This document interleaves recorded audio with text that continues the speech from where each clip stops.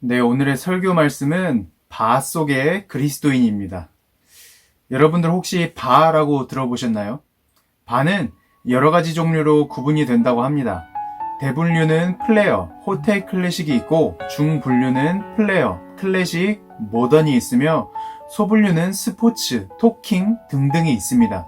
이 어떤 종류의 바를 가든지 사람들이 그곳을 찾는 이유는 술을 마시기 위한 것이 아닌 대화를 하기 위함입니다. 다양한 종류의 직업을 갖고 있는 사람, 성향을 갖고 있는 사람들이 모여서 술의 기운을 빌려 진중한 대화를 나누는 곳이 바로 이 바입니다. 바는 일반적인 술집과는 달라요. 일반적인 술집을 찾는 사람들은 대화가 목적이 아닌 술이 목적이 되는 경우가 더욱 많습니다. 그러나 바는 그곳의 특정한 분위기로 인해서 사람들은 술에 집중하지 않고 상대방에게 집중을 하게 되는데 상대방에 대한 집중이 이 진중한 대화를 형성시킵니다. 종종 혼자서 술을 먹거나 하는 사람들이 있기는 하지만 바를 혼자 찾는 사람도 그곳에서 이루어지는 수많은 대화의 주제를 엿듣게 되죠. 저도 가끔은 연말에 교회를 다니지 않는 친구들과 바를 찾아가고는 합니다. 저는 술을 마시지 않기 때문에 바에 가서도 무알콜 칵테일을 주문해서 마십니다. 친구들과 함께 그곳에서 시간을 지내다 보면은 다양한 주제의 대화들이 오고 가죠.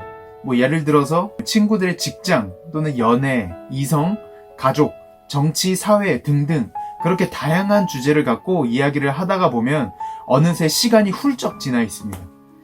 분명히 아직 해가 떠 있을 때 들어왔는데 나갈 때는 밤이 되어서 나가게 되는 것이죠. 오랜 기간이 흘러도 주위를 둘러보면 이 바 안의 사람들은 들어올 때처럼 매우 북적거립니다. 그때 저에게 들었던 생각이 무엇이었냐면 내가 속해 있는 그룹에서도 이렇게 다양한 주제의 대화가 오고 갔는데 과연 수많은 그룹이 방문하는 이 바 안에서는 얼마나 많은 주제의 대화가 오고 갈까라는 것이었습니다. 아마도 수백, 수천 가지의 주제가 오고 가겠죠. 본문 당시의 골로새라는 지역도 이와 비슷했습니다. 당시 골로새라는 지역은 주요 무역로 상에 위치해 있었기 때문에 다양한 직종의 사람들이 그곳을 방문했었습니다. 그렇기 때문에 그 도시는 흥미로운 문화의 중심지가 되었을 뿐만이 아니라 온갖 종류의 새로운 사상과 교리들이 난무하는 그러한 상황에 처해 있었습니다. 수많은 새로운 사상과 교리 속에는 당연히 이 복음을 위협하는 거짓된 가르침 또한 섞여 있었죠. 이러한 이유에서 사도 바울은 거짓된 가르침에 속지 말라는 내용으로 오늘의 본문 말씀을 골로새 교인들에게 편지를 쓰게 되는 것입니다. 그는 골로새 그리스도인들에게 복음의 참된 교리와 사상을 가르쳐 주었어요. 마지막으로 편지를 끝마치기 전에 그리스도인으로서 마땅히 취해야 할 모습, 더 나아가 행해야 할 것들을 가르쳐 주었습니다. 그것이 바로 오늘의 본문 말씀이라고 볼 수가 있는 것이죠. 사도 바울은 첫째로 골로새 교인들에게 가르쳐 주고 있는 것은 모든 상황 속에서 감사와 깨어 있음으로 기도하기를 멈추지 않아야 한다는 것입니다. 사도 바울은 온갖 종류의 새로운 사상과 교리들이 난무하는 골로새 지역에 살아가고 있는 그리스도인들에게 기도를 계속하고 기도에 감사함으로 깨어 있을 것을 권면했습니다. 사실 그가 이곳에서 권면하고 있는 기도는 우리가 생각하는 일반적인 기도, 즉 감사의 기도라든지 간구의 기도라든지 모든 종류의 기도를 말하는 것이 아닙니다. 그는 이 기도라는 용어를 이 프로스카테레오로 사용을 했는데 이것은 탄원하는 기도를 말합니다. 탄원이 뭔가요? 탄원은 나의 사정을 하소연하며 도와주기를 간절히 바라는 것을 말합니다. 즉 하나님께 나의 모든 사정을 토해내고 도와달라고 요청을 하는 것이죠. 사도 바울이 이러한 것을 권면했던 이유는 사람은 언제나 연약해서 기도하지 않고서는 거짓 가르침에 쉽게 유혹되기 때문입니다. 여러분, 혹시 팔랑귀라고 들어보셨나요? 전사님은 어렸을 적에 목표하던 바가 무엇이었냐면 사람들의 말에 귀를 기울이지 않은 사람이 되는 것이 목표였어요. 그래서 언제나 공동체 안에서 남의 말을 잘 들어주고 잘 이해해 주었습니다. 그런데요, 매번 그렇게 사람들의 말을 들어주고 공감해주다 보니까 부작용이 생긴 겁니다. 어떤 부작용이었냐면 상대방의 의견을 존중하다 보니까 상대방의 의견에 너무 휘둘리게 되는 거였어요. 누가 이 말을 하면 아 그렇구나 라고 고개를 끄덕이고 또 다른 누군가가 저 말을 하면 저는 또 아 그렇구나 라고 고개를 끄덕이게 되고 말 그대로 팔랑팔랑 귀가 되어버렸던 것입니다.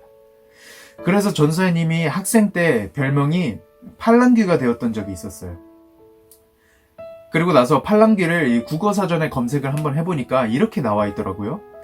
줏대가 없어 다른 사람이 하는 말에 잘 흔들리는 성질이나 사람을 비유적으로 이르는 말. 이 뜻을 보고 약간 전사님은 상처를 받았어요. 이 사전한테. 네. 어쨌든 팔랑귀라는 말은 이러한 뜻을 가지고 있습니다. 그런데 이러한 팔랑귀 또한 사람들의 말에 흔들리지 않을 수 있는 방법이 있어요. 그것은 훌륭한 선생님을 옆에 두는 것입니다. 훌륭한 선생님은 날마다 좋은 내용뿐만 아니라 올바른 내용을 학생들에게 가르쳐주죠. 아무리 팔랑귀여서 남들의 말에 휘둘리는 사람이라고 할지라도 훌륭한 선생님을 옆에 두고 혼란스러운 일이 생길 때마다 지혜를 구하고 선택의 갈림길에 놓여 있을 때마다 질문을 한다면 분명히 올바르고 좋은 길을 알게 되고 배우고 걸어갈 수 있게 될 것입니다. 그렇다면 우리에게 있어서 객관적으로 보았을 때 훌륭한 선생님은 누구겠습니까? 그것은 바로 이 세상의 모든 만물을 창조하시고 무한한 지혜와 지식을 가지고 계신 하나님이십니다. 우리는 힘들고 어려운 일이 있을 때마다 때로는 혼란스러운 상황에 빠져 있을 때마다 하나님께 기도를 드려야 합니다. 왜냐하면 기도하는 그리스도인은 거짓된 가르침에 무너지지 않고 올바른 길을 향하여 걸어갈 수 있기 때문입니다. 하나님께 기도한다는 것은 하나님과 소통한다는 것이에요.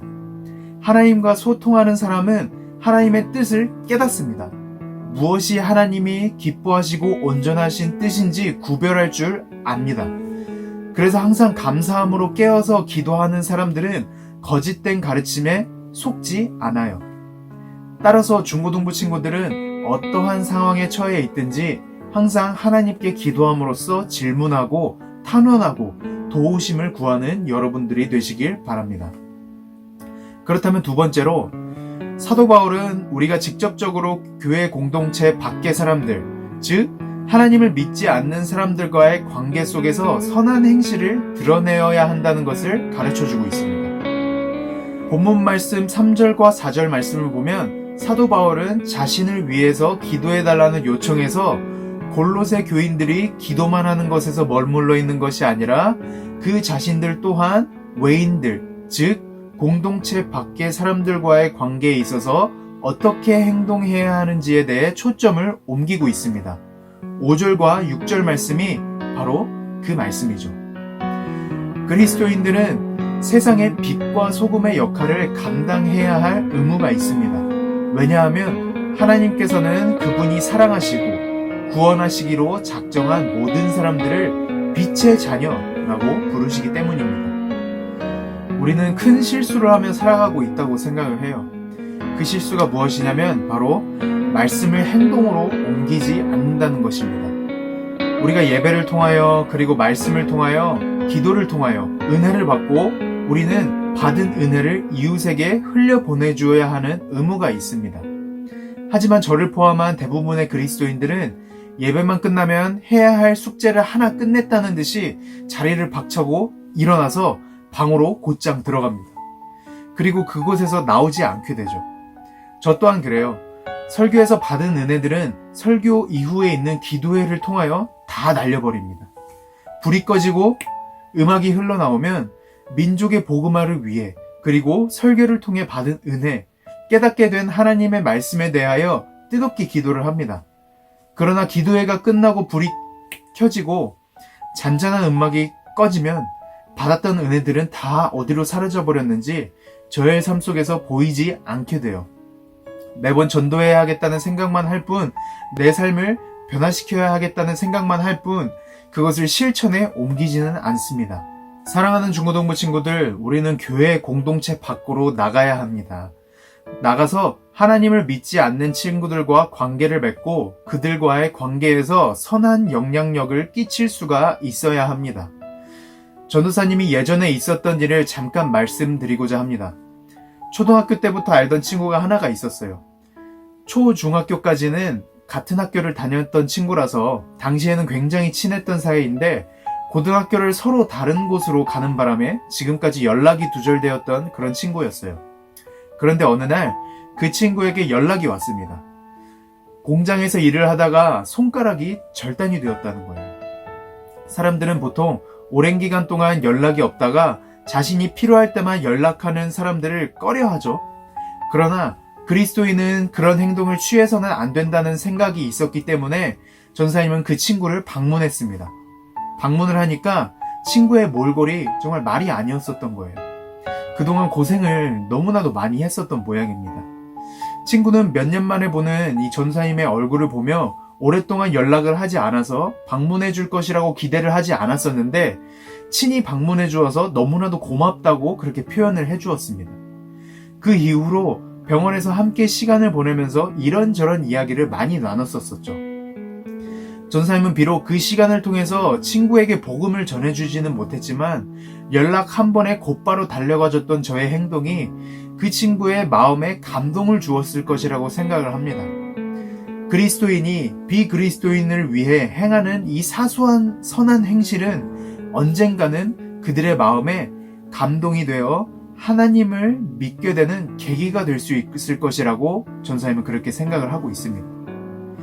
사랑하는 중고등부 친구들, 우리가 세상을 살아가면서 이렇게 전도의 사명을 감당해야 하는 이유가 무엇이겠습니까?